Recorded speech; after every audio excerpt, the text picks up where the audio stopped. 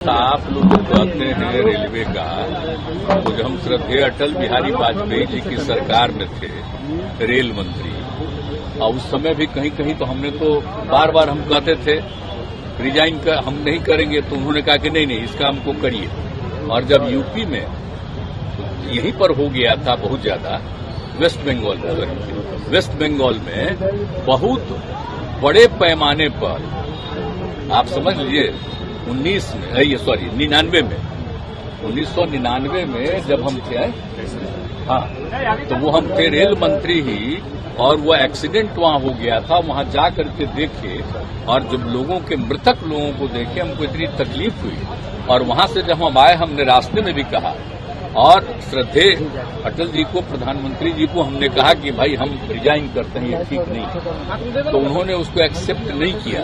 लेकिन बाद में हम फिर गए और हमने कहा कि सर मेरे इस्तीफे को दोबारा हमने दिया, स्वीकार किया जाए, नहीं तो हमको बहुत तकलीफ है, इतनी बड़ी दुर्घटना घटी है, ये हमको अच्छा नहीं लग रहा है। और तुरंत चुनाव वगैरह भी होने वाला है, तो हमको जाएंगे, हमको बड़ा खराब लगेगा, इसलिए कृपा करके हमको छोड़ दीजिए। तो वो फिर हमको स्वीकार कर लिए और हमने वो रिजाइन किया। बाद में तो और भी हुआ। फिर इसके बाद में जब हमको फिर किए, तो हमने उसी समय रेलवे के लिए ये तय किया कि सर अगर हमको दोबारा बना रहे, बाद में हम आए उसके 1.5 महीना के बाद, 1.5 साल के बाद, तो जो तय किया गया कि जो चीज सब रेलवे के बारे में जो हुआ उसको स्वीकार किया गया, और वही काम जो प्रारंभ हुआ उसके चलते रेलवे की स्थिति बेहतर हुई। और उसके बाद फिर नई सरकार भी आई, तो उन लोगों ने भी इस काम को किया, तो हुआ है। लेकिन अब ये कैसे एक्सीडेंट हो गया है, इसको तो देखना चाहिए ना। और पहले आप जानते हैं रेल का जो डिपार्टमेंट होता था उसका बजट पेश होता था अलग से, आप जानते हैं ना। और सारे लोग, आपको नहीं मालूम है, पूरे लोकसभा में और राज्यसभा में सबसे ज्यादा लोग उसी के बारे में कहते थे। और जब हमको फिर मंत्री बने, तो हमने सारे लोगों को, जितने एमपी और इसके होते थे लोकसभा राज्यसभा, सबकी बात सुनते थे, और उनके इलाके में 6 महीने में एक काम जरूर करवाते थे।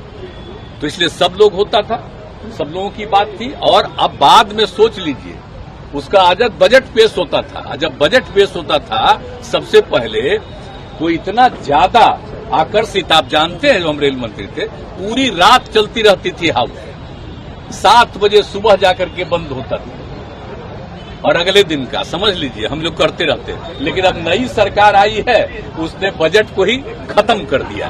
तो इन लोगों को कोई सेंस है जी? आज जो है प्रधानमंत्री, उनको सोचना चाहिए ना कि उनके राज्य में कितना विकास के लिए गए, कितना काम किया। इन सब चीजों को तो यादें नहीं रखेंगे, तो छोड़िए ना, हमको उन सब की बात नहीं है। लेकिन मुझे बड़ी तकलीफ हुई, और मेरे कार्यकाल में जब हुआ, तो आप समझ लीजिए रिजाइन करने वाले बहुत कम, 1-2 लोग थे। और हमने कहा कि हम किसी कीमत पर, और उसके बाद में सब चीज को कितना संभाला। अब अभी हो रहा है, अच्छा नहीं लग रहा। हम तो कुछ कहते नहीं है, हमको उस पर दुख प्रकट किया, हमने तो कुछ नहीं कहा।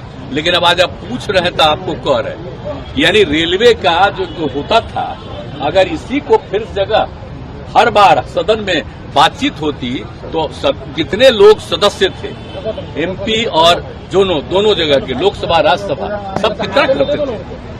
और आप जानते हैं कि किस तरह से लोगों के बीच में सारी बातों को रखी जाती थी, और कितना अलग मिल करके सारा बात होता था। तब आजकल तो ऐसा कर दिया है कि अब तो बिल्कुल अलग हो गया। रेल मंत्री को इस्तीफा देना चाहिए। ये हम किसी के बारे में कुछ कहने वाले नहीं। अपनी बात तो बताइए ना। ये तो हम अपनी बात बता दिए आपको। हमको तो आदरणीय प्रधानमंत्री जी चाह रहे थे कि नहीं, लेकिन फिर भी जब हमने कहा, तो जब हम उनको एकदम एक बार रिजेक्ट कर दिए, दोबारा जब हम जा करके हाथ जोड़ करके हम चरण स्पर्श करते हुए कहते रहे कि हमको छोड़ दिया जाए, बहुत गंदा हुआ, अंत में वो स्वीकार की।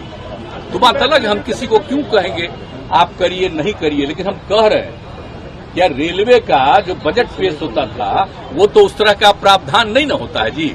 नहीं तो एक एक चीज बात तो सबको मालूम होता। और आप जानते हैं इस देश में सबसे पुराना जगह क्या है? रेल है।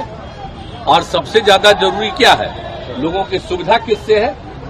उसी पर ना चलते हैं लोग।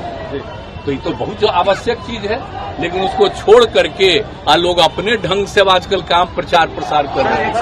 सारा चीज आप समझ लीजिए, ये लोग तो जितना पुराना सब चीज है सबको खत्म कर देंगे, पौराणिक कर देंगे।